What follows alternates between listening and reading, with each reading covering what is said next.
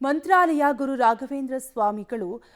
ಶರೀರವಾಗಿ ವೃಂದಾವನಸ್ಥರಾಗಿ 354 ವರ್ಷಗಳು ಸಂದಿರುವ ಹಿನ್ನೆಲೆ ಎಲ್ಲೆಡೆ ರಾಘವೇಂದ್ರ ಸ್ವಾಮಿಗಳ ಆರಾಧನಾ ಮಹೋತ್ಸವ ವಿಜೃಂಭಣೆಯಿಂದ ನಡೆಯುತ್ತಿದೆ. ಪೂರ್ವಾರಾಧನೆಯ ಸಡಗರವಿದ್ದು ಬೆಳಗಿನ ಜಾವದಿಂದಲೇ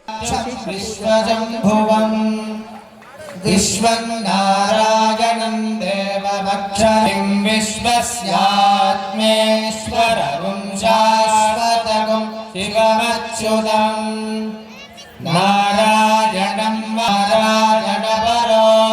ಯೋಗಿನಾತ್ಮಾ ನಾರಾಯಣಃ ಪರಃ ಸರ್ವಹಿಶ್ಚದತ್ಸರ್ವಂ ವ್ಯಾಪ್ಯ ನಾರಾಯಣಸ್ಥಿತಃ